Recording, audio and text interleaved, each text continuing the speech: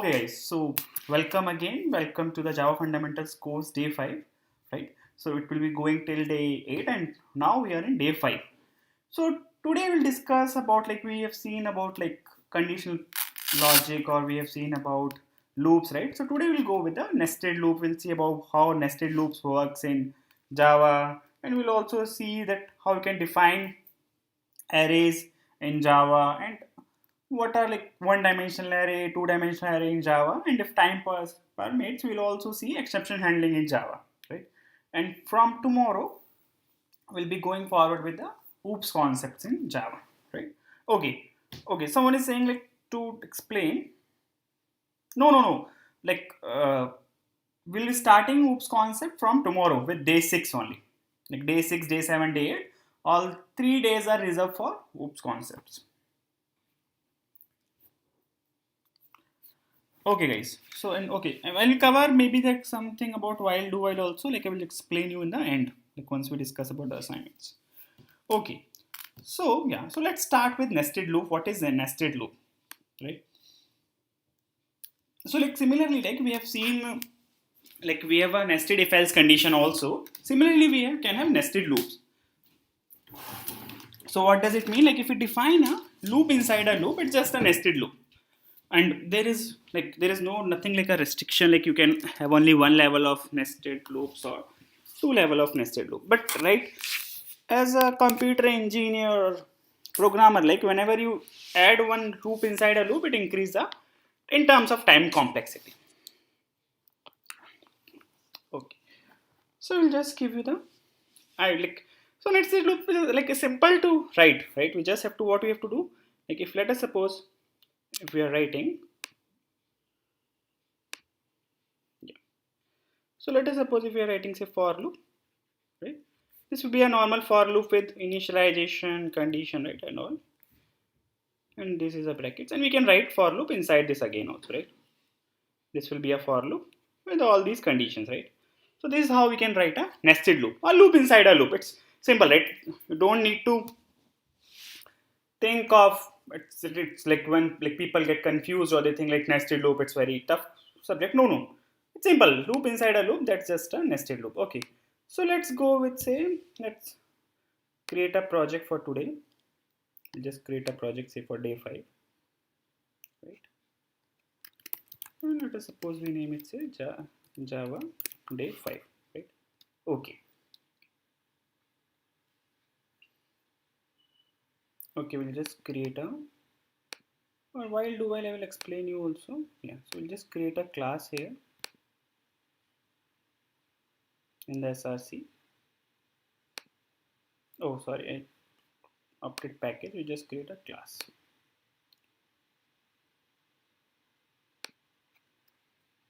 Or we name it a nested loop. And nested loop you can have with for loop also, and you can also have with while loop. That's it will work same. Okay. Yeah. Okay, so we'll just create say main method here.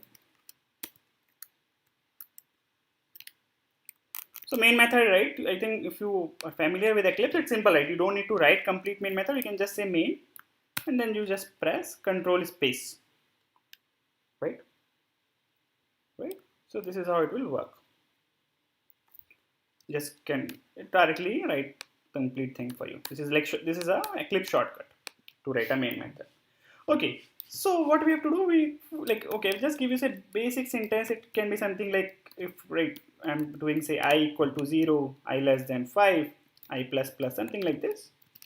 And then you can have again a loop inside this which saying say j equal to 0, j less than 5, or j plus plus, right? So this is a syntax, and you can do based on I or j inside this loop.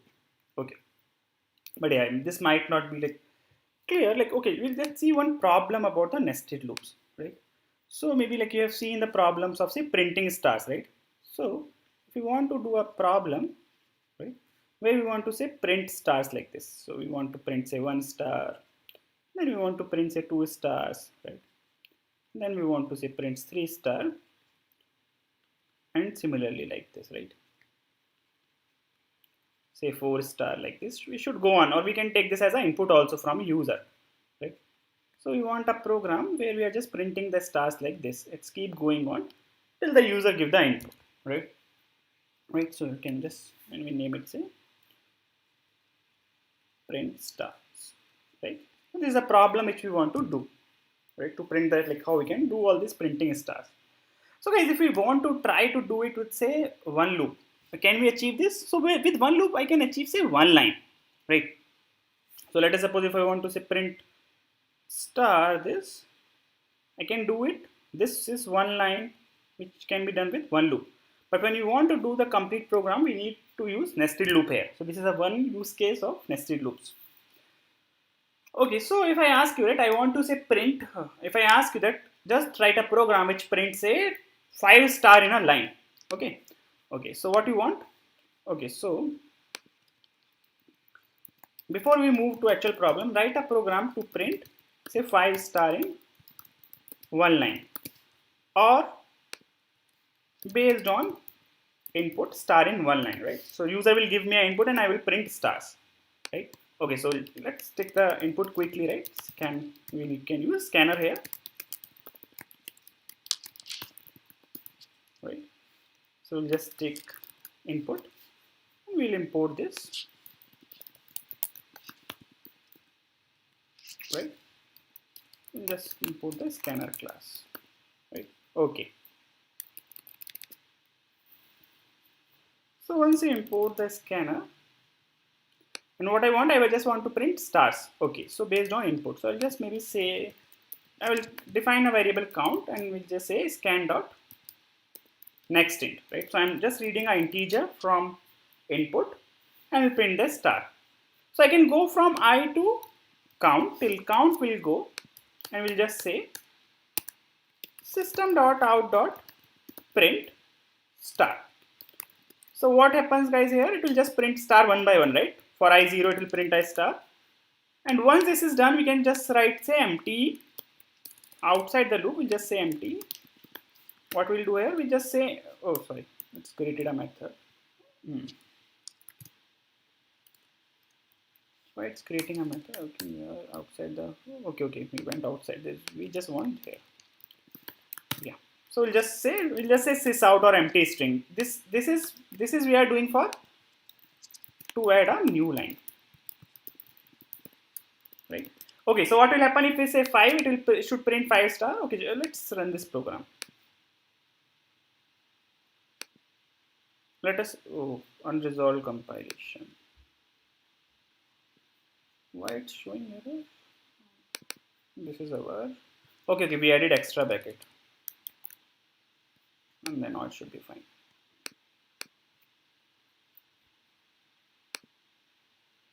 So let us suppose if we give an input say 5, it's printing 5 star, right? Similarly, if I say give input say 10, it's printing 10 star. So this can be done with one loop, but when you want to go for, right? When we want to go for 1, 2, 3 like this, what we have to do? So you can understand, right? With one loop, I am being able to achieve based on this variable, I can print the number of stars which are there, right? So similarly, for my this use case, right? For this problem, what can I do? If I have some way, right? If I just say run a loop, say if I run a loop say for 1, right? Say if I run a loop say for count 1, I will get 1 star. If I run a say loop for okay, this should be some. 1 second, I just maybe raise this, and it should be here. Yeah. So this will be a count 1. If we run some loop say for count 2, this will go. If I run some loop for count 3, this will I will get this, right?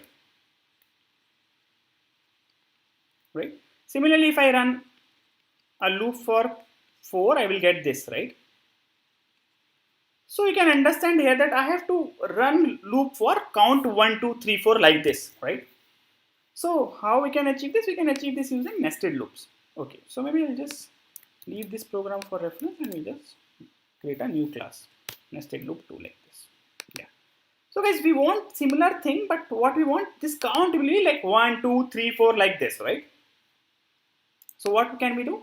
But I just create a loop for int I equal to 0 and I less than whatever the input I am getting. So I'm getting say, so here what's the problem? To print the stars, right? Star patterns we want to print.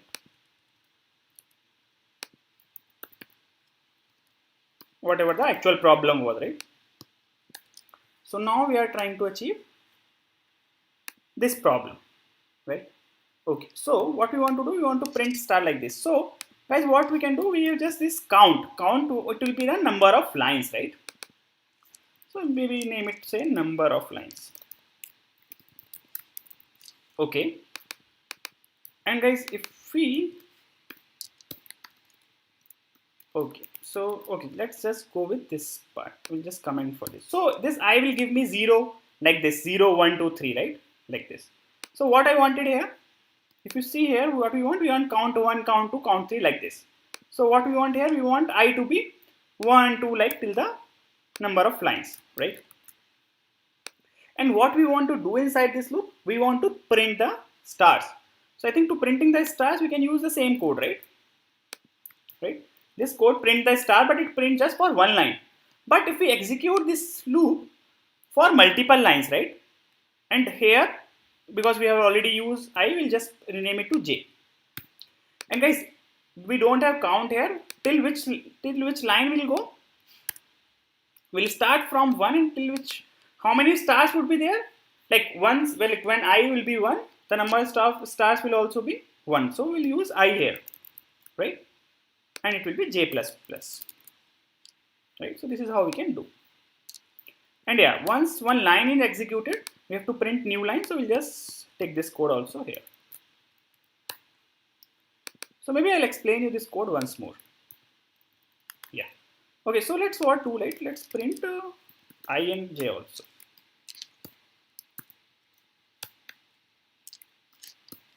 Okay, so this is over I. And this would be our j.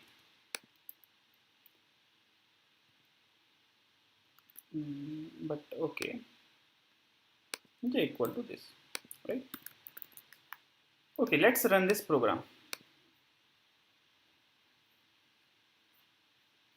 Okay, so we give say input 5. So you can see, right? When I is 1, j is also 1, because this loop will be executed once because it's going from 1 to 1, right? And then we got 1 star. When I is 2, so here it will be 2, so j will again go, because we are initializing j again. So j will go from 1 or 2. We will get 2 stars, right? So now what we will do, right? I will just explain you maybe here.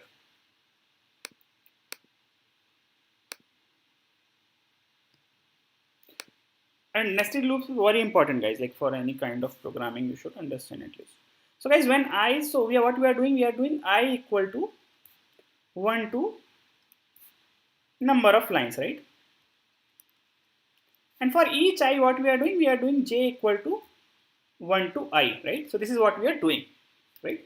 So guys, when I is 1, what will the value of j? J will also be 1, because j is going till 1 to n. When I will become 2, what will the value of j? J will become 1, 2. When I, because we are starting again from 1. When I equal to 3, j will become 1, 2, 3. When I is 4, j will become 1, 2, 3, 4. Right? Similarly, when I is say 5, j will become 1, 2, 3, 4, 5. Right? And for each j, what we are doing? For each j, we are printing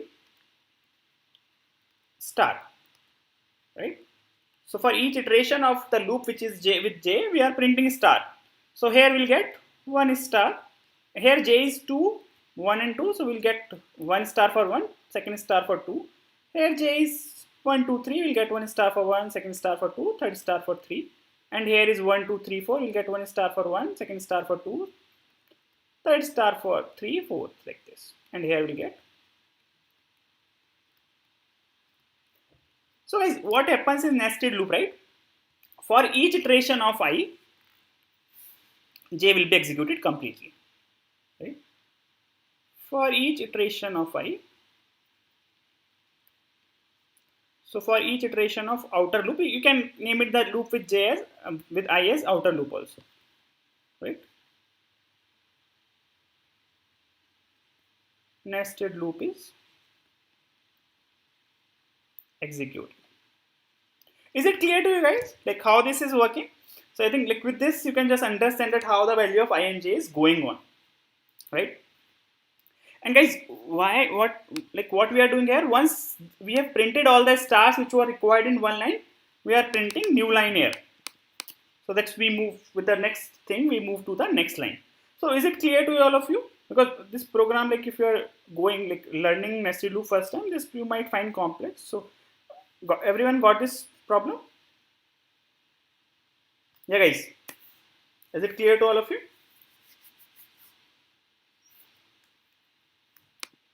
Okay, now we'll just remove this sys out and then we'll run our actual program.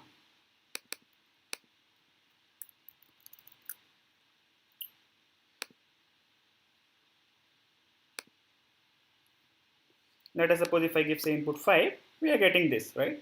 Okay, let's run it again. 10 will got like this, right? Something like this.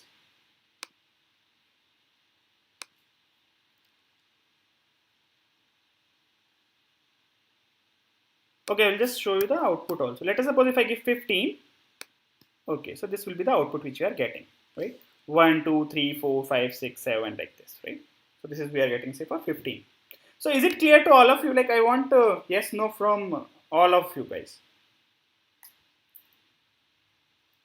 Or do you want me to explain once? You can just let me know, because these are very important concepts. You'll find like these kind of problems very often. And such problems will come in the exam also. So that's why. Yes, no, or few people are not here. Okay. So this is nested loop. Similarly, we can create the nested loop for while also. You can have the nested loop for while also. And guys, there are other patterns also, but they will work in the same way. Like, okay, we move the console here. I just move it back. I think it's moved there. We just move it here. 1 second, guys. I think it's moved there. We don't need all these problems. You can just close these tabs. This is also fine. Yeah. Okay.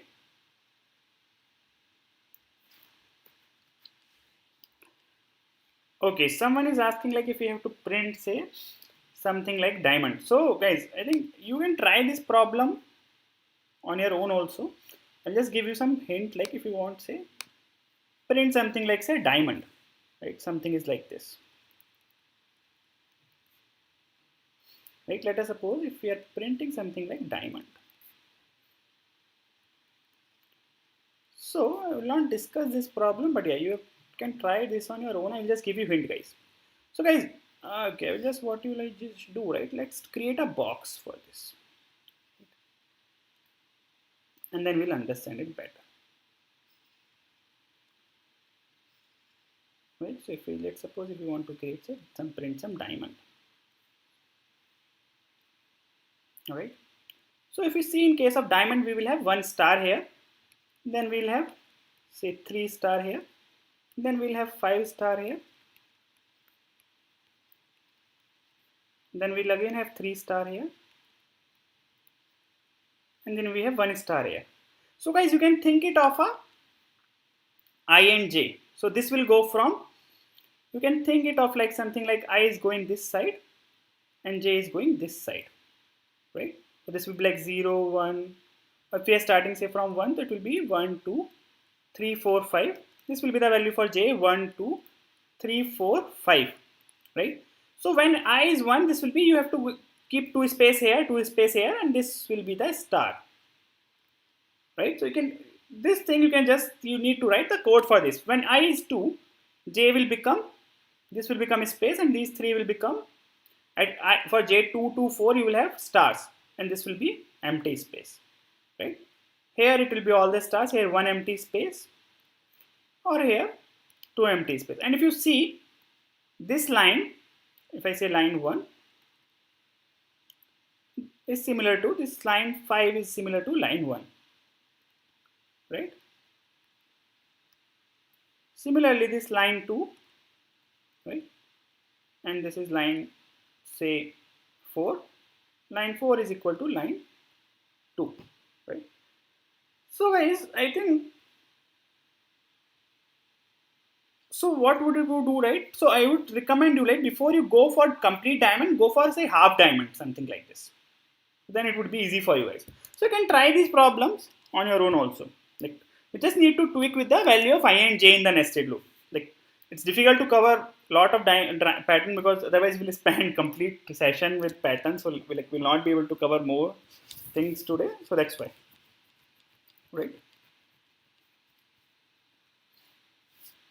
I think Christmas tree, okay, in Christmas tree also, right? What would be the case? You just need to go with first star, and here will be the spaces, here will be the spaces, like this. So maybe you can try once on your own, like if you want, if there is time, maybe in, like, in the further sessions, we'll see more diamonds. So I will just share some video or link with you, like, for more patterns. Okay. Because we'll be starting with arrays also. This nested loop we could not discuss yesterday, so we're discussing today. So is it clear, like, what's the problem we discussed? Okay, so next things we wanted to discuss, right, is about array. Like how the array works in Java, right? So guys, whenever we talk about arrays, right? So what are arrays? So we know, right? Whenever we define all these variable, right? So let us suppose if I am defining, say, int, right? Or float, any variable when we define, they can hold only one value, right? They can hold only one value at a time, right? But let us suppose when we have multiple values, right?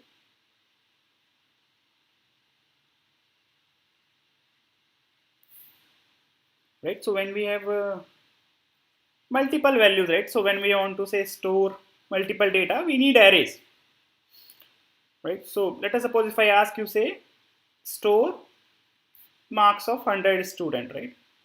If I ask you, say, store marks of, say, 100 students, right? So what can you do? You cannot store it in some variable like this, right? Int mark 1. This can be one approach. You create int mark 1, int mark 2, like this, right? But you cannot create 100 variables, right? Like this, you will end up creating 100 variables, which is not feasible, right? So that's why we need arrays when we have a multiple data. And normally, right, arrays, they will be stored in some contiguous memory like this. It will be stored at one place like this, and it will be stored in heap, right? Okay. Right, so this will be stored in some heap like this, right? And there can be 1D array also, there can be 2D array also. So I think first we'll see 1D array, and then how we can create arrays in Java. First thing, let's see that part. Okay. So guys, there are actually different approach of creating arrays in Java. I'll just go with one by one. Okay. So let's name it, say, 1D array.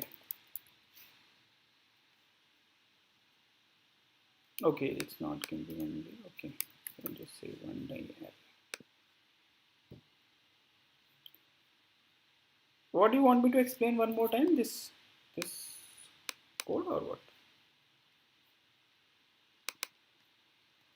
Yeah. So what we'll do? Let's create main method. Okay. So guys, how to define arrays in Java? We just give array, like it's like this is the array which will be holding integer variables, and we have to, while defining the variable name, we have to mention this square brackets also, which means this is an array. This is representing here, it's an array.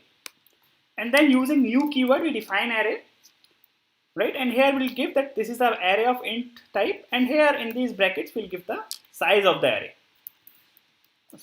So this means this array will be holding 10 integers, right?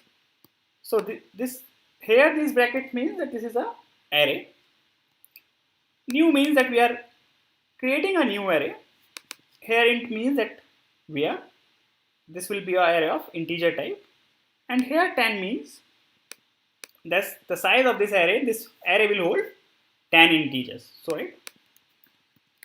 So this means array of 10 integers. Right. So this is how we define arrays in Java. Right. So this is, you can just create one dimensional array. The other way is, right, so let us suppose if you already know the value of array, like you know what you want to hold in array, what you can do, you can also say, so we'll just name it say A2, right? And here in the curly brackets you can directly give the value also. Like if I want to say stores few numbers in the array, I can just define directly like this. It can be of any size. So it means this array, in this array will be holding all this value. This array will be of, right? So this array will be holding all this value. We don't need to first use new keyword and all. Guys, new keyword we use in Java, right, to create something new, right? It's like, because we need memory, right? So whatever you are, like if you're creating an array, it will need a space in the memory. So with a new keyword, it creates the array in the memory. It creates a space for you. So that's actually a use of array. Yeah.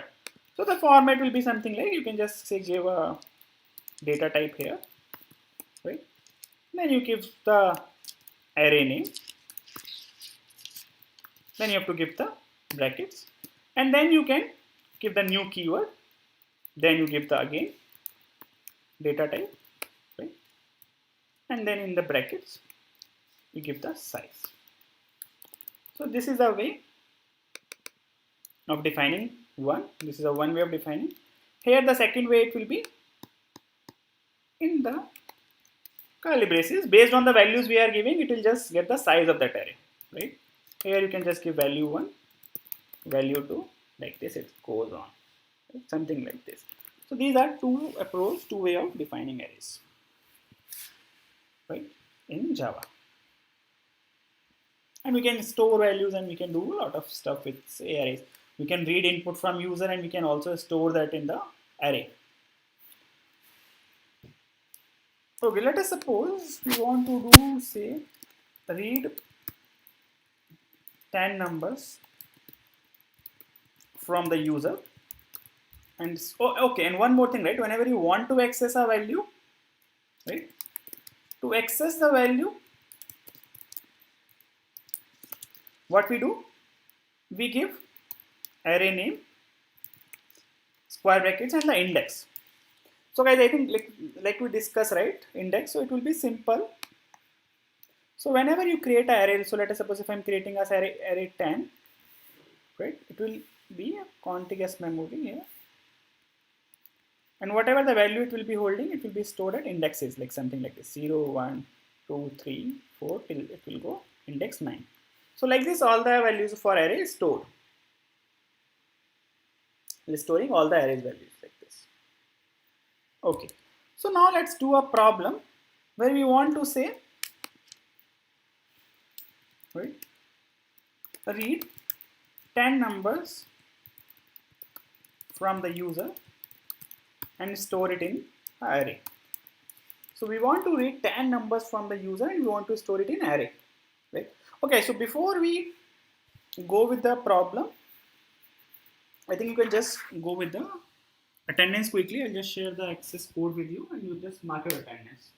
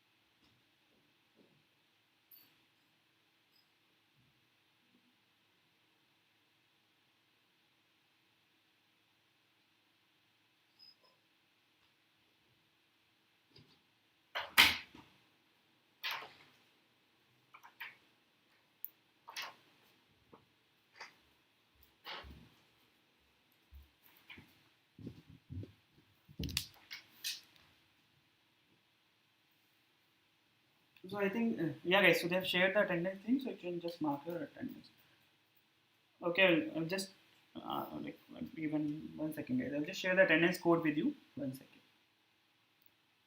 And guys, don't share the link with your friends, like people who are attending the session. The attendance is for only them.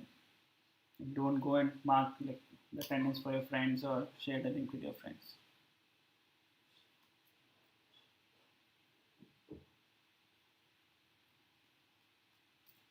Okay, I will explain you the problem that we have discussed for pattern. I will just explain you guys.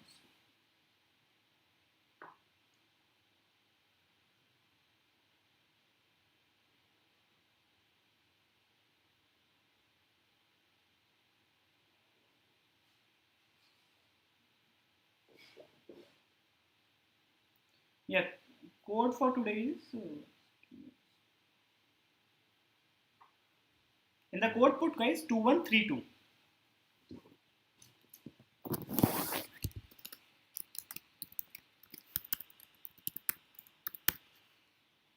It's 2132.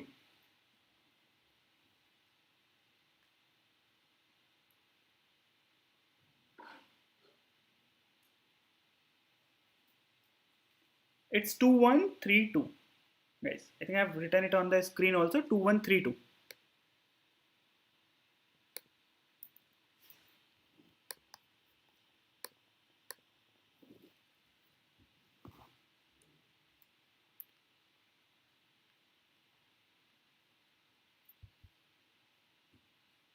So just use this code and fill your attendance. If you have any doubts in the meantime, you can ask me. I will just take the doubts.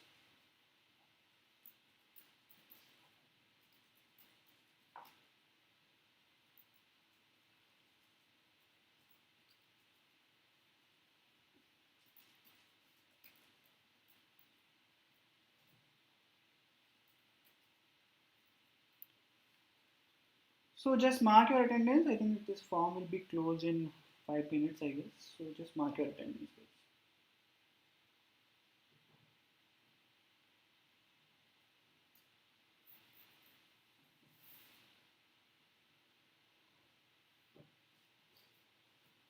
Okay, so I think people like in the meantime, people are there like all of you are marking the attendance. I'll just explain you the pattern code also.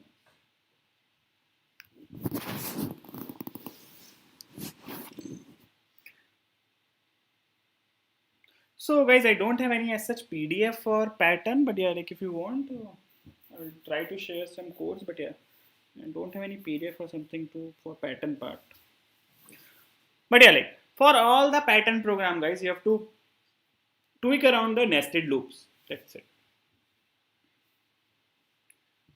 And like, I think I just want people to fill their attendance quickly because the form will be closed.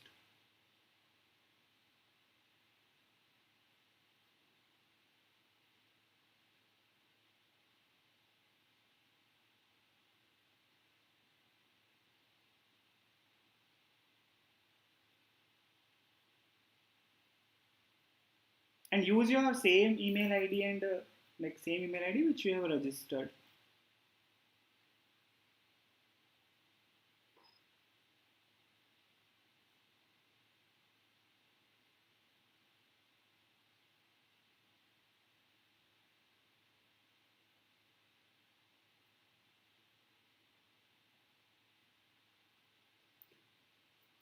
Okay, so someone was asking to explain the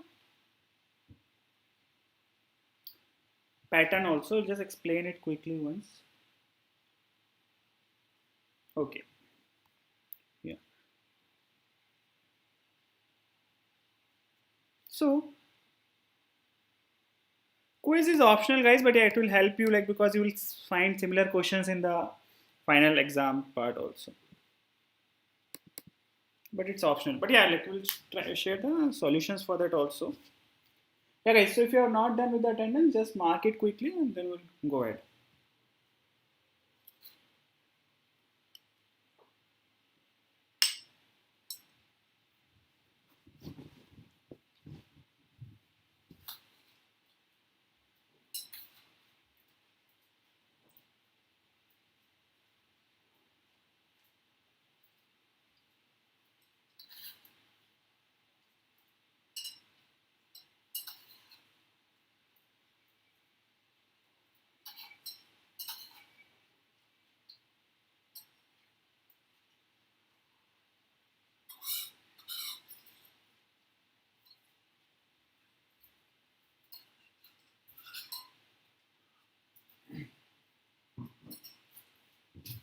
Okay, so let's move on to the 1D array problem which we are discussing, right? So we want to, right? So what we wanted here, we wanted to read 10 numbers from the user and we wanted to store them in an array, right? So we know, right, how to read a number from the user, but here we want to read 10 numbers, or it can be more than 10 also, right? It can be the case that we want more than 10, or like we want say 100 thing and all, right? Okay. So guys, first we define a, okay, I'll just maybe create a new class so it's more towards this problem only. So we'll say 1D array problem, right? And we just say read the 10 numbers from a user as an input, and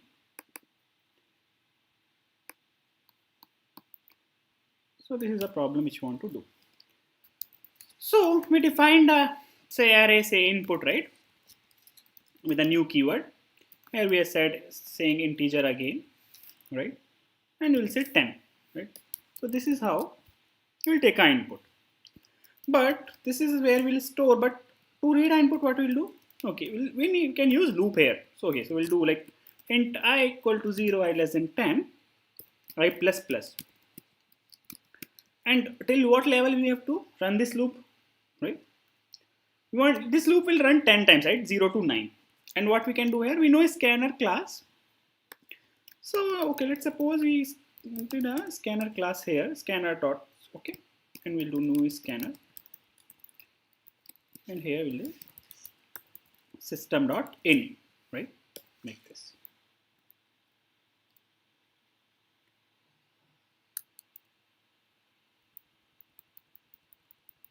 Yeah, I think attendance form would be guys closed now. It's already time is already over, so it would have been closed now.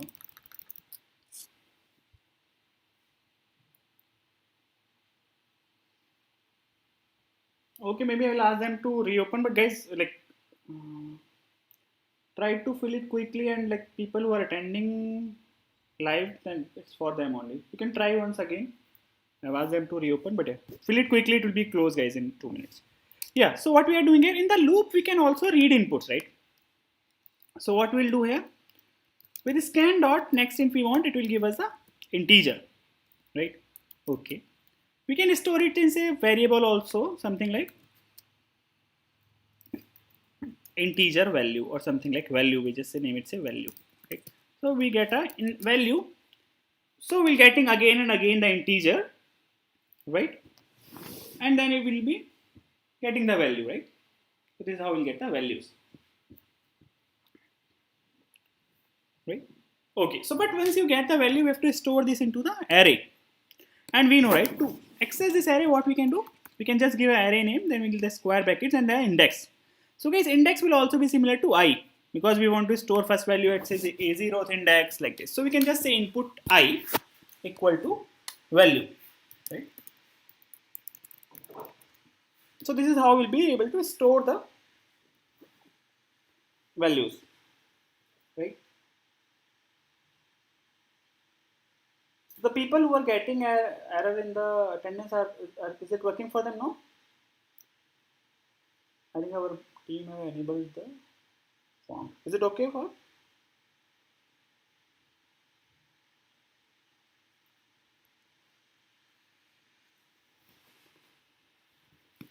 So just check guys, I think it should be working now. So just fill your attendance quickly because it will be closed. Okay, so this is how we'll be storing the value in the array, like this. So that's it, right?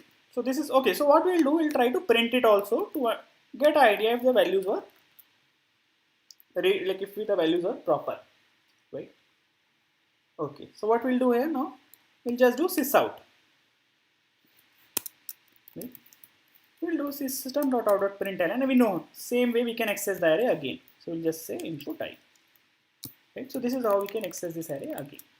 So you can see here we are reading the values to the array, right? This is how we can read the values to the array, and printing all the values from the array, right? So this is how we are printing the values from the array, right? So this is the both are the two codes, right? Okay.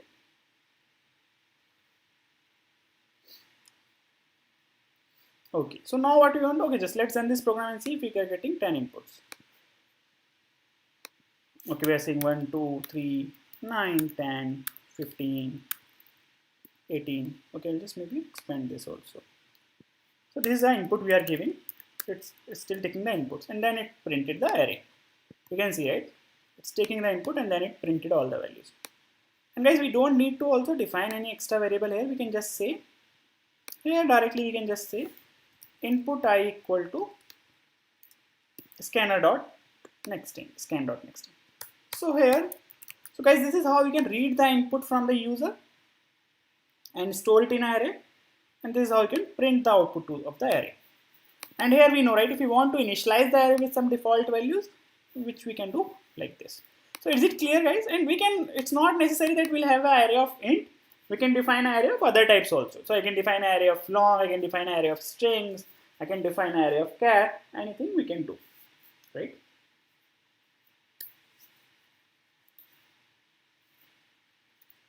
Okay. Okay, so this is how we can do. And we can store any values in the array. This should work. So if you want to say if you want to read 100 numbers, here we have to make it 100 and here also we have to make it 100 because we need the same memory location. Right. Okay. So next things comes in this one. So here what we are doing, guys, we are running this loop from 0 to 10 and we are calling scan.nextInt 10 times, right? Calling nextInt 10 times and storing the value in array at index I, right? This is how it's doing. So in first time it will be input 0, right? Then it will become input 1, something like this. So guys, this will happen something like this. So when I will become, when say I is 0, I is equal to 0, it will initialize the value, input 0 will be scan.nextInt. So whatever the input you are giving, it will store it in the input 0, right? Similarly, when I will become 1, this will become input 1 equal to nextInt. So whatever the array will be in the memory, all these values will be stored here in the heap, like this, right? Okay.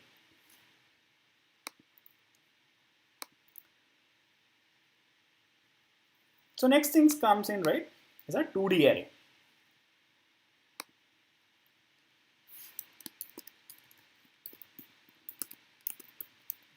So what is a 2D array, guys? So here you can see it's a one-dimensional array, right? You can just have a value like this in one row. But let us suppose if you want to have something like a matrix kind of data, right? Like we want, say, such this kind of data where it's a two-dimensional data, right? Like this. So here we need 2D array because in 1D array, this is 1D array, right? It will be one dimensional. We can store it only one dimensional. This is 2-dimensional where it will be a row and column also, right? So these will be the row and this will be the column, right? So this is a case,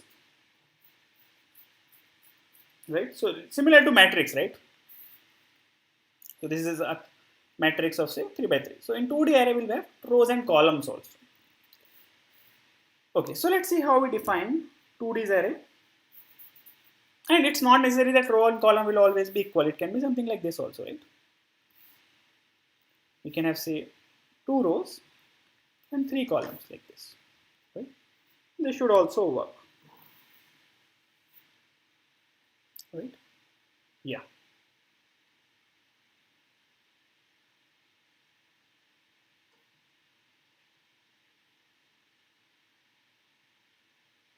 Okay, guys. So now things comes in, right?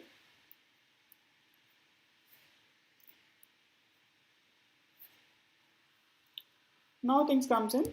So we understood this, but then how to define all these 2D arrays in Java, right? So let's define the main method. So guys, to define a 2D array, we use a similar concept, right? But here we use something like two brackets, something like this. We'll say new int, or let us suppose we are saying 2, 2, right? So what we have done here, this is an array of 2 cross 2. Right? This is an array of 2 cross 2. There will be a array with 2 rows and 2 columns. This is how which we can define the 2D array. Guys, attendance is normally for people who are like attending the complete session. It's not for the people who are joining in the end just for attendance. So I'll ask once again to our team to open the form, but guys, fill it quickly, right? Because it impact the session also. So I think attendance link will be open for 2 minutes now. Just fill the form, whoever is pending.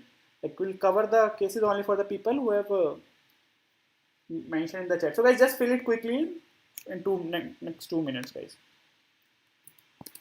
Yeah, so this is how we can define a 2D array. So this will be array of 2 cross 2.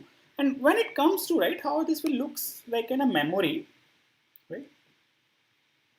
Okay, so I'll explain you. So 1D array, we know how it will look like. 2D array, guys, so if I'm defining as a array of 2 cross 2, right? So we know, right, in maths it look like this, right? 2 cross 2 array. But when it comes in the storing, that how it will be stored, right? It will be stored in heap, something like this. There will be a one array, which will be again at both location there will be a addresses for 2 other arrays like this. So this is how stored in the memory. 2D array. This is a 2D array memory storage, guys. This will be an array with 2 values and it will be stored like this. So in memory terms it might look different, but yeah, like let us suppose if we have an example of 2D array which were holding say 2, 3 and 9, 6. So this will be holding 2, 3 and this will be holding 9, 6 like this. So this is how, right? So this is how it will be storing in the memory. And guys, like here we have defined the 2 cross 2, right? So what we can do, this can be also varying. So we can also define an array, right? We can just define the rows. So this is representing row with 2 rows and 2 columns, right? So we can also define an array which is like A2. And guys, this is optional. We can skip this also, right? And this bracket, one bracket can also be moved here like this. So I think this is just an order, but yeah, you can see here, we have not defined the size for columns. So column part we can initialize at the memory. So what does it mean, right? It's not that always the column will be constant. So it can be that for first row we have a 2 columns, for second row we can have 3 columns like this. So maybe, right? So array with 2 rows and varying columns. So I think like if you are not understanding this format, it's fine, because maybe if you are doing arrays for first time, but yeah, at least you should get this. And guys, if you ask, if someone is asking, sir, where is the variable stored, right? Where will be the address for this array stored? So guys, it will be stored in somewhere at a stack level, and this will be like A, which will be holding the pointer, right? So A will be holding the pointer to this array, and this again will be holding the addresses for these 2 arrays, right?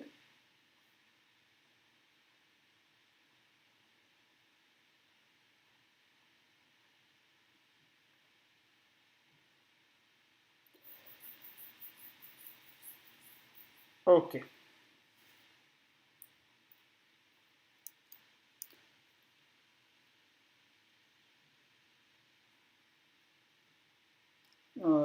Nested assignment I have a query next instance. Okay, I will explain you about the assignment also once. That's not a problem.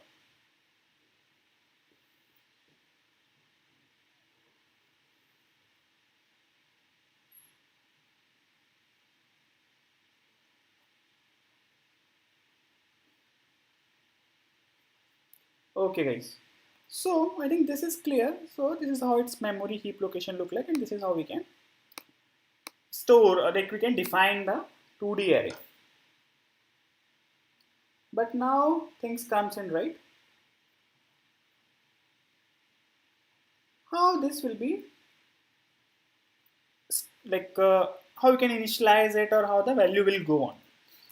So guys, like let us suppose if I want to access a value at any particular index. Okay, maybe I'll just explain you with an example here.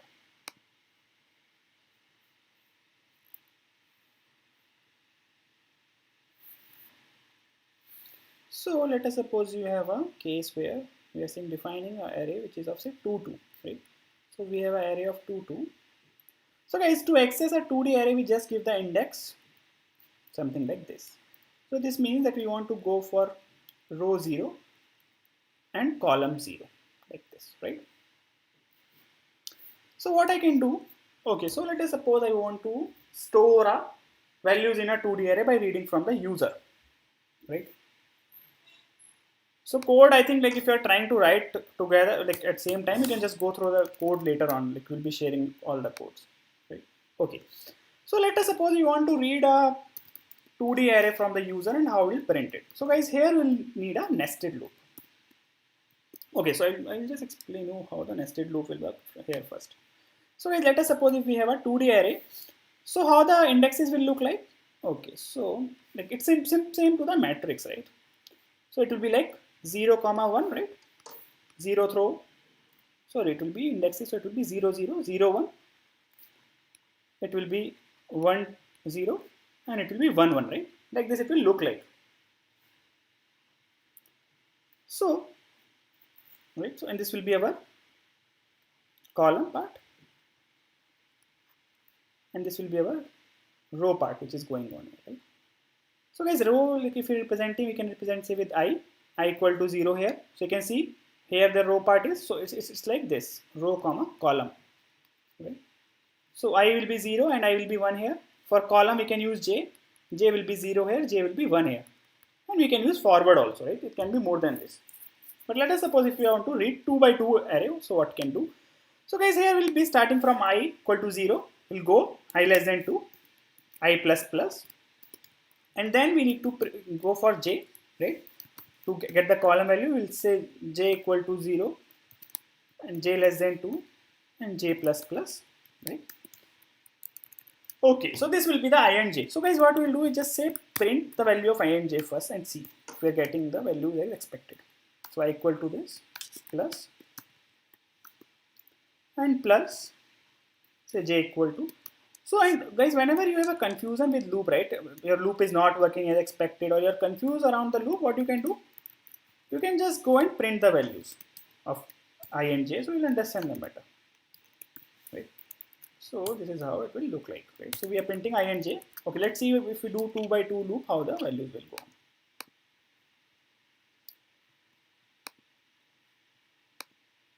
So this is I0, J0, I0, J1, I1, J0 like this, right? Whatever you're expecting in the case of our array thing, right? So in place of what we'll do, in place of sys out, we can just read the data from the user also, right? Right? Okay, so let's do a problem where we want to read input from the user for a 2D array, and we want to print the 2D array to the user also, right?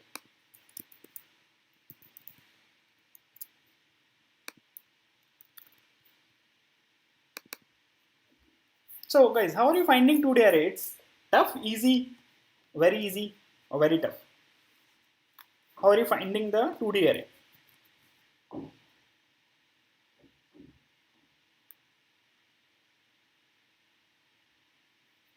Yeah. So how are you finding 2D arrays? Is it like easy, or you're not getting 2D arrays, or even 1D array stuff? So how are you finding 2D arrays, guys?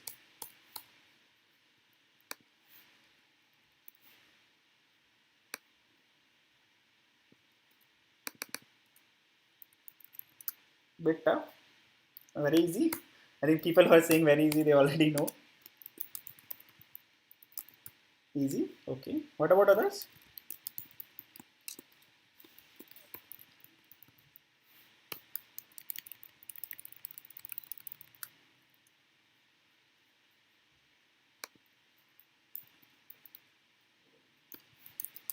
Very tough.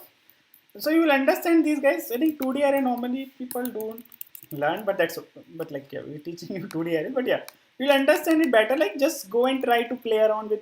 Once you understand nested loop better, right? Then you will understand 2D array better.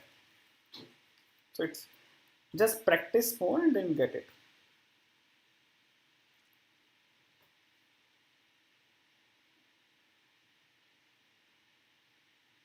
So okay, yeah. So attendance is already done, guys. So I think they have opened the form 2 times and it's already done. So I think they will not open it again. Yeah, guys. So now it comes to reading the values. So we know, right? 0. This will give us all these value I0, J0, right? And now we can directly store this value, right? We can just say A, I, J. Right? This is how we access the value in the 2D array. So this will be the rows, right? So this will be the ith row and jth column, like something like this, right? So we can just say aij and then equal to, what we'll do here, we'll just read from the input scan int, right? We'll get the input and will be stored in aij, right? So this is a 2-3 line program reading 2D array of 2 by 2 from the user.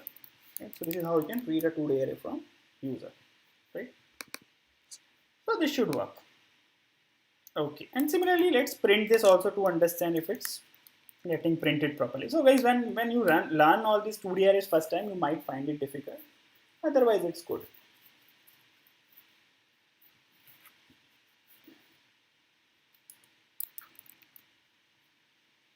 Right? Yeah. So we just, in place of scan, what we do is just print these values. Okay, and maybe to print it nicely, what we'll do, we'll just use print here and we'll print the aij and we'll print, say, a space here, something like this. And once one row is printed, we'll just print a new line thing. So it's look more cleaner to us. We'll just print a new line character here. This will give us a new line character. It's a print. This will just give a new line character. Okay, guys. And which value will be reading? Maybe we'll just print here. Sys out. Enter the value. Wait. For row equal to, just give, say, I here. Or we'll just say, guys, I think enter the value for I plus comma and then j, right? So just give I comma j. Right? I comma j will show you the user. Okay, let's run this and see how we are reading the values. Let us suppose we enter the value for 0, 0. At 0, 0, let us suppose I stored 4. At 0, 1, I stored 5. Here, let's suppose we stored 7. And then we stored 9. So I'll just expand this also for you. Right, so you can see here, we store the value like this: 4 9s, 4 5 7 9. Okay. So okay, let's do a, like, if you like, so with the help of this thing, right, you can write a program like, say, addition of 2 matrices. If you want to read 2 matrices from the user and you want to add them. So guys, do you want me to do a program for addition of matrices, or you can do it as a part of practice or assignment also? Like, if you have to take 2 matrices from the user as an input and you have to sum them. So it will be straightforward, right? You can read one this like this, second like this, and then you iterate again over. And you can store it in, say, third, or you can store it in the existing one also. Okay, so is it clear, guys? Array part. Similar to integer, you can create the arrays of float also, you can create the arrays of character also, you can create the arrays of string also.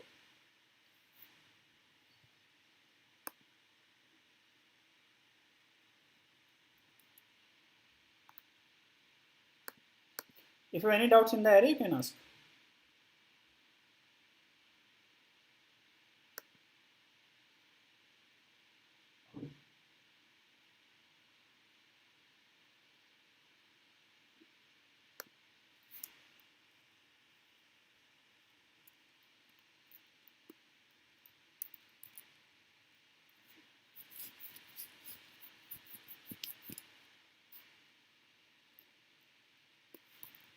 Clear? Guys, at least say yes, no. Is it clear to all of you? Is it the chat is not updating for me or what?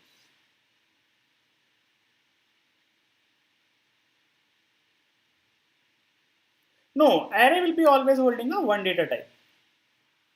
Like if you want to combine something like int and all, like all this, then you will have to go wrapper classes and all. But yeah, normally like for primitive data types, it will be holding one data type.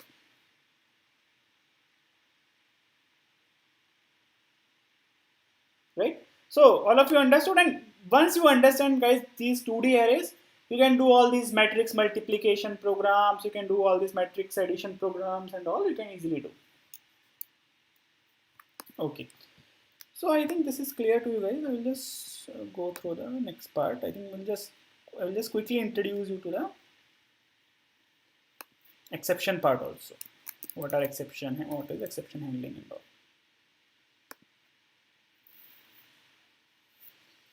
Okay, no, okay, just name it exception. Okay. So what are exceptions and all? Let's see. So guys, now it's come to the exception handling. So what is exception?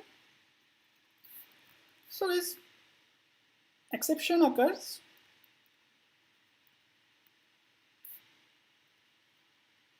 for unexpected condition, for unexpected situation.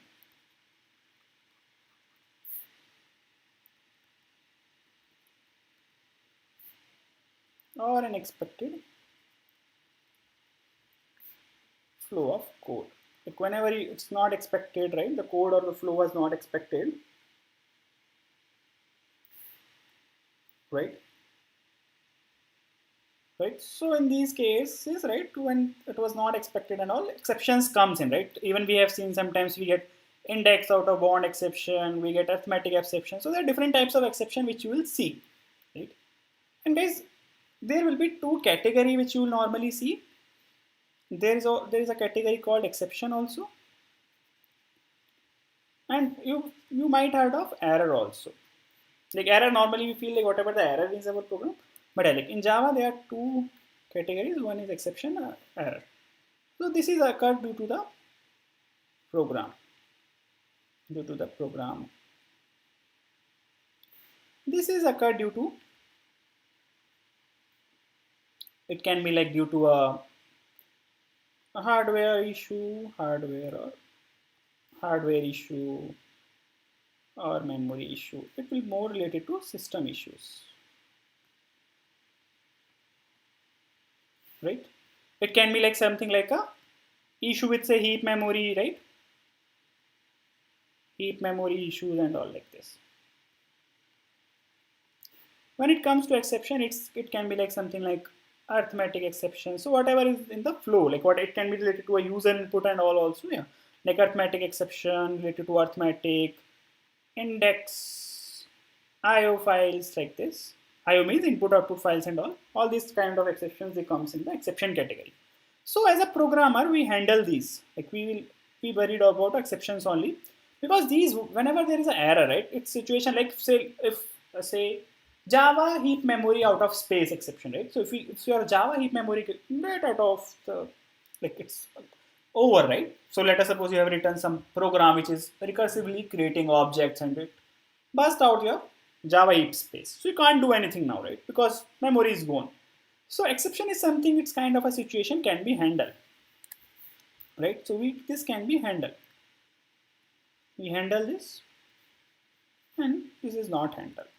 We don't need to worry of handle, your program will be terminated. So normally we don't handle errors, we handle only exceptions. So we are worried about the exceptions only. And guys, how we do exception handling? We normally do exception handling with try catch blocks, right? So whatever the code we feel, right? Whatever the code we feel, which can throw exception, we put it in the try block, which can throw the exceptions. And whenever there is exception occur, right, there is a catch block also, which catch exception. So something like, right, catch exception E. And whenever there is exception, your code, your flow will move from here to here, like this. Right? If we talk about all these two classes, right, where these two classes come, so we also have a throwable class in Java. And both these classes comes under throwable. But we are concerned about mainly exceptions only. Like we're not worried about errors also. So that's why we don't need to much worry about throwable also. Right? And similarly, guys, we have a finally block also. So there can be similar to try catch. So in what we do in the catch, we handle the whatever we want to do exception. Handle the exception scenario. So I'll give you an example. So whatever we want to do related to exception, we do here. Whatever we want to handle because of the exception, because the exception has occurred. Okay. So I'll just show you guys some code for this. So let us suppose if you've written a program, and this is a very basic example, normally people use, like if we define say integer 5, now we have defining say number, or we say 0, right? And here when we say int division a by b, okay, and let's run this program.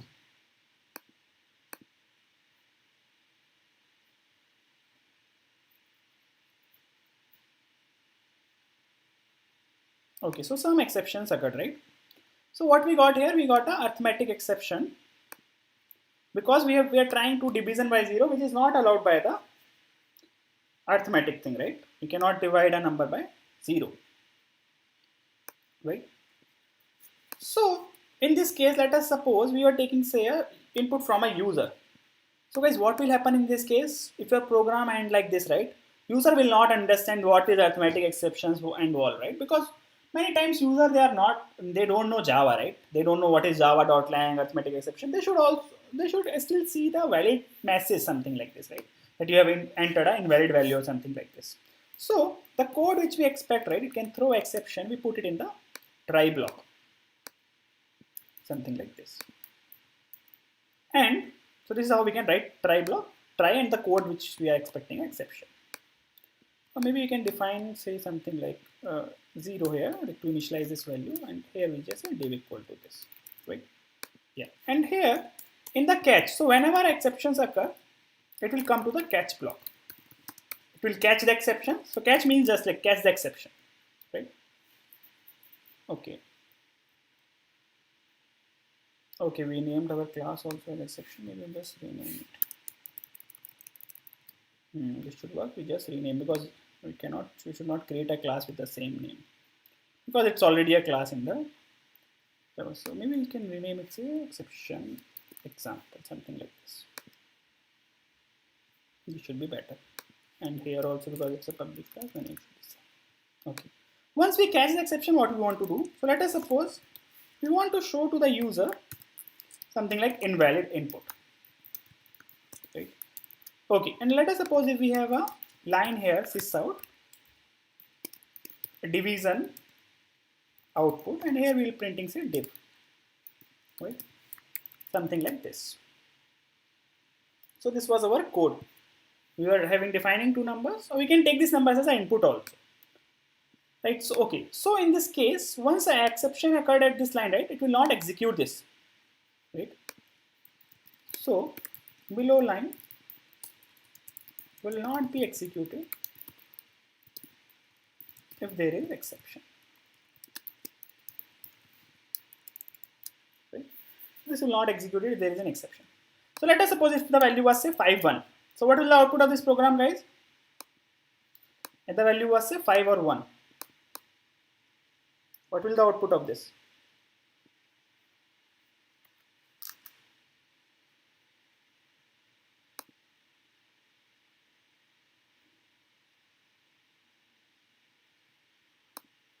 We can avoid assigning this value, we can just leave it like this here also, that's fine. Because anyhow this statement will be executed. That there is no problem in assigning it any value. Because this code will be executed, it will be assigned a proper value. Okay, let's run this value. Okay. So it's giving us our answer division output. But let us suppose if here in place of 1 it was 0, right? Okay, let's see what will happen now.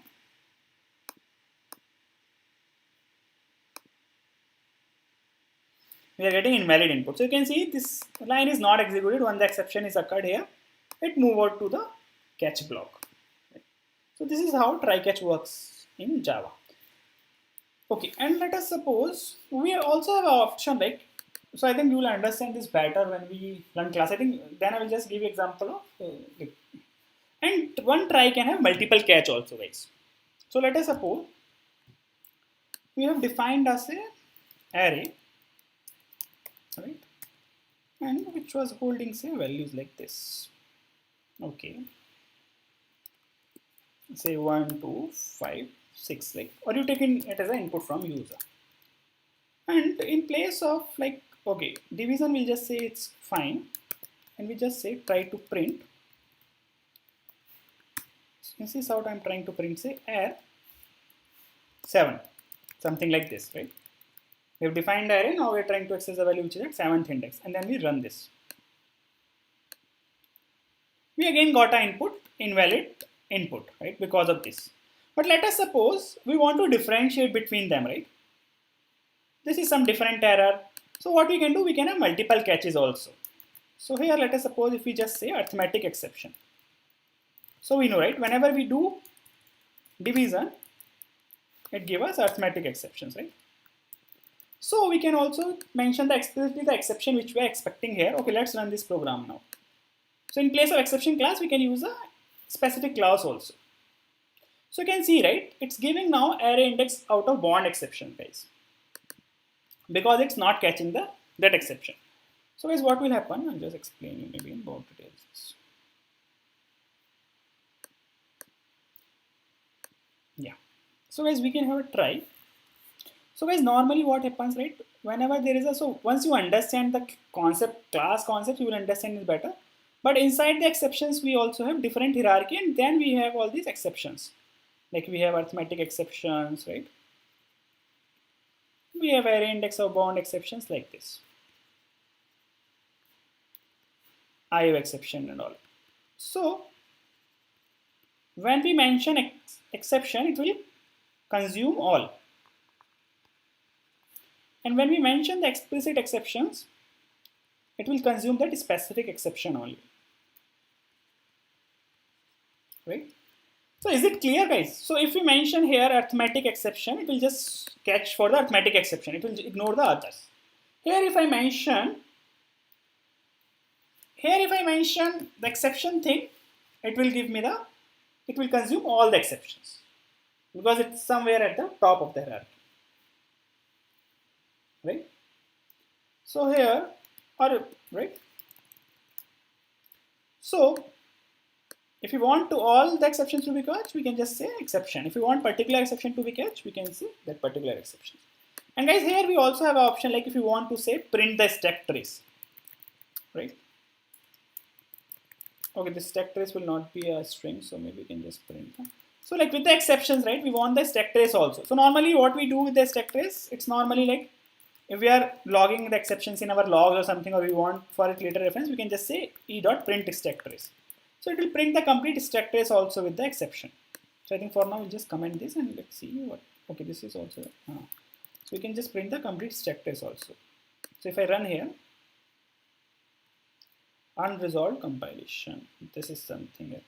So if you see here also, right, this is something like error, and we don't handle errors, right? Because we have done something wrong with the Oh, sorry. This we don't need to print. It just by default it print only. You can just write e.print stack trace. Not in this. Right. So you can see it's printing invalid input. After this, it's printing the stack trace also. What is a stack trace? So whatever the order it was called in the stack, it just show the order of that stack. You can see from main. Here it's going like this.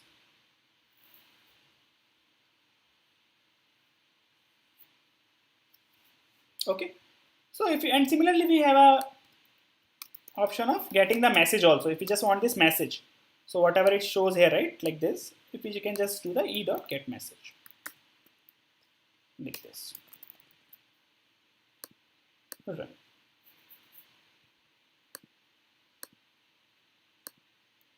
Right, so it's showing you the 7. This is a message which was, so whatever is here, it's a message. So you can just access this with also e.get message.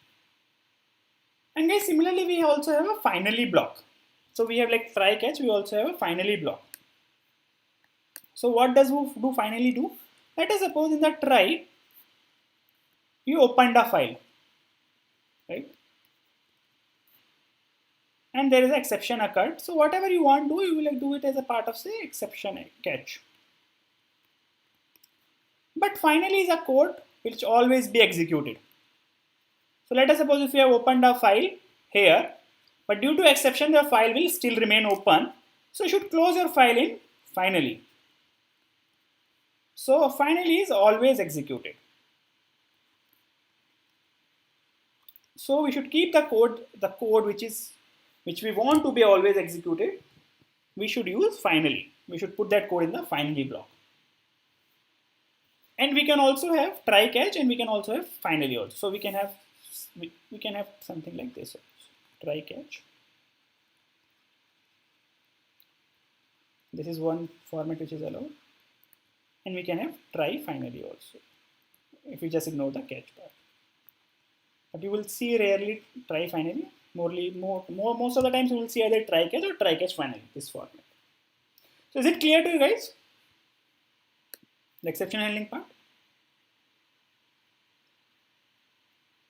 So like if first time if you are learning exception, this you might find a bit difficult, but yeah, this is how we can do exception handling. Is it clear? Yes, no? And I think someone is asking the like length. So we have so if you want to get the length of an array, right, we can just use a length variable. So if you want to get the length of array, we can just say length array. Like this is a variable, and we can just do a.length. So this a.length gives us a length of that array, and how many elements are there in that array. So guys, I think, okay, finally, I'll just give you example. If we will not open a file and all, but yeah, I will just give you example of finally maybe once.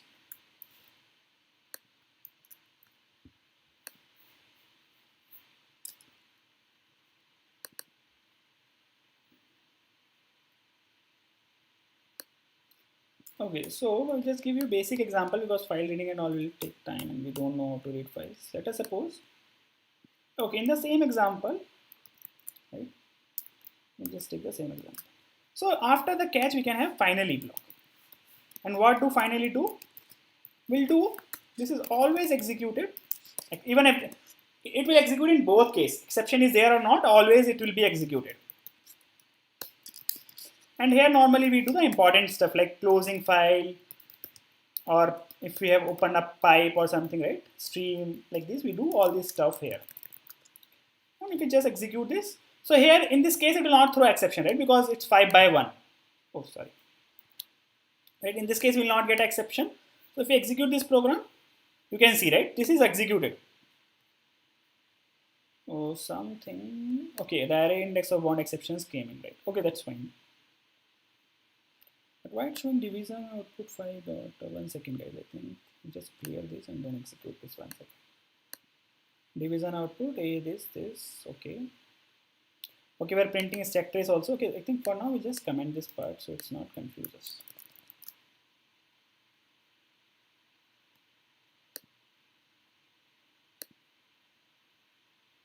Right?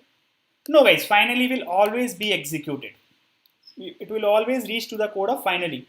There can be a cases, right? If you ask me that we throw some exception in the catch block, or if there is exception in the code which is written in the catch block, then there can be a situation, right? But it should not be the case, guys. We should not have a code in catch which can also throw exception, right?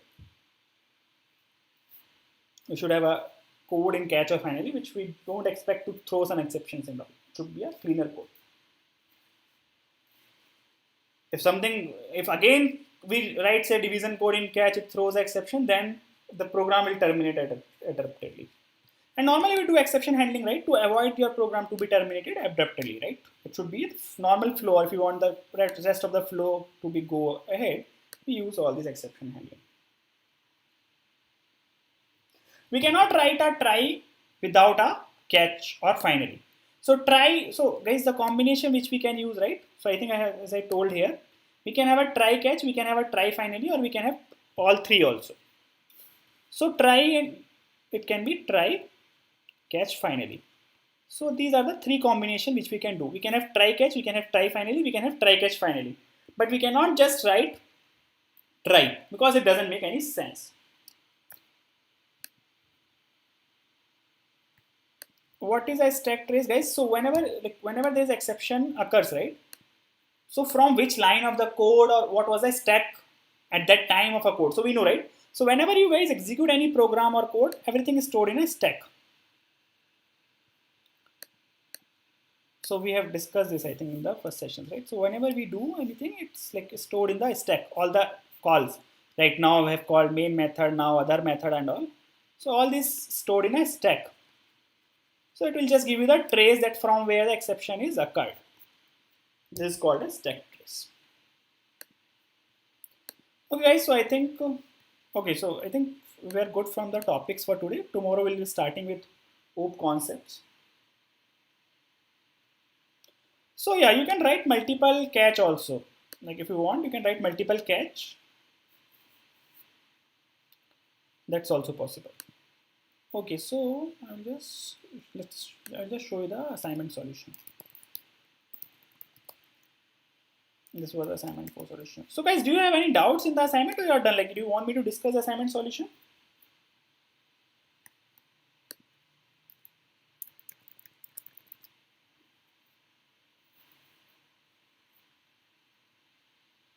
Do you want me to discuss the assignment solution? It's good.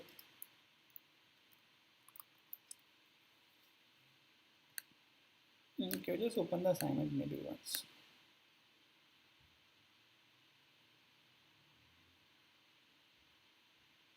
Do you want me to discuss the assignment solution, or you have already covered the assignment?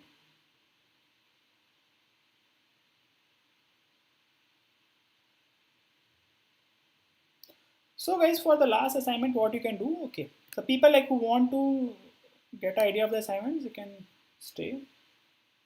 Okay, so this was our assignment. I will just open the assignment part. I'll just show you the assignment. So you want to write a program which will take one number as input and print the numbers of odd and even digit in the number. Number can be positive and negative both. You can assume the number with always entered as input, right? So if this is a number, we have to give the odd and even digits. So we know, right, how to get odd or even digits, right? The things which was required here is, this was something which was required here, right? A complex thing which was there, where we want to say read a large number. So guys, to read a large number as input, we can just use scanner class only. I think someone is asking, sir, how to read the, we do system.in and we'll store this in a long variable, guys. So we will say long input and here we'll do scan.next long. So this is how you can store a large number. And let us suppose we want to store this, right? So we'll just copy this, right? And we'll take this as an input from the user. Okay.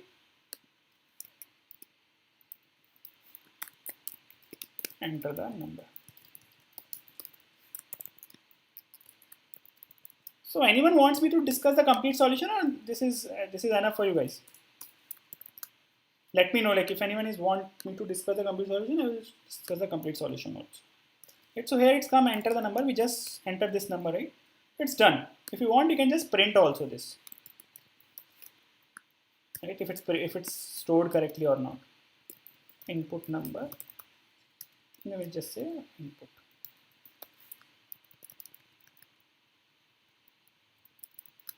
Okay, I will explain you like what you guys might have done. Okay, I will just enter the number and it's coming same. So guys, when you're reading input, if you're doing not next long, it's working fine. But let us suppose if in place of taking our input, what you are doing, say you are saying long value equal to like this. If you do this, it will, or we just print this value, right? Let's see if it works or not.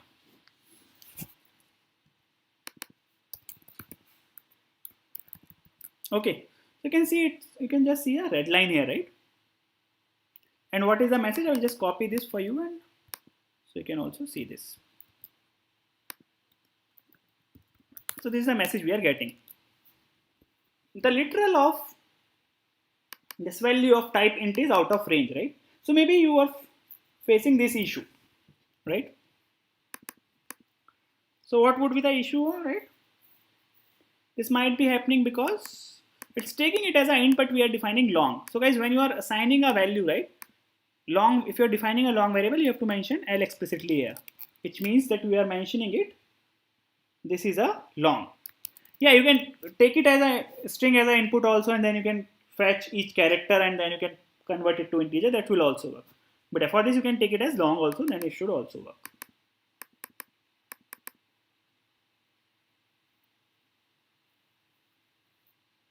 Okay. Okay, next thing comes, right? If I want to say, is it clear to you guys? Okay. So guys, I think we'll end the session for today now here. Okay. So if you have any doubts, you can just ask me. We'll end the session now. If you want, you can take a string and then convert and all. Otherwise, you can just take the input as long and then do it. Okay. Or if someone have not tried the assignment and they still face some issues, so I will maybe just upload the solution with the code, like if someone need it, right?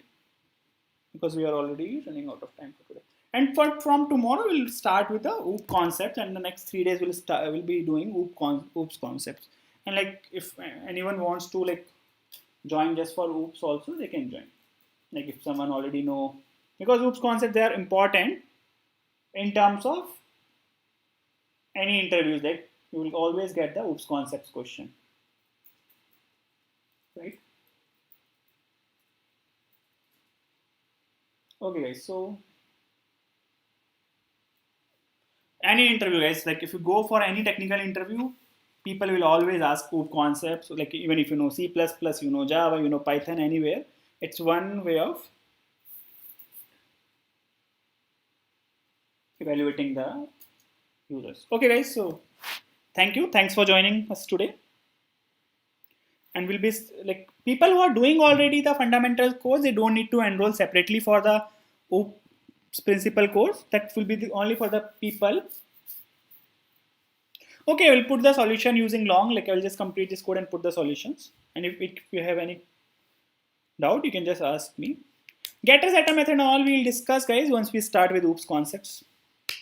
We'll just put the solutions. And guys, like when you are doing the assignments after seeing the solution, right? Don't keep the variable name as same as which I have kept. Try to change the variable name and all, because otherwise does it look like that you have just copied the solution and uploaded it. So try to keep the variable name different. Okay, thank you guys. Thanks a lot. Thanks for joining us today. See you all tomorrow. And we'll starting with OOP concept from tomorrow. And we are launching like OOP principal courses also for the people who know Java basics and they just want to go for OOP principal. The people who are already doing Java fundamentals, it's already covered for them. So you don't need to register again.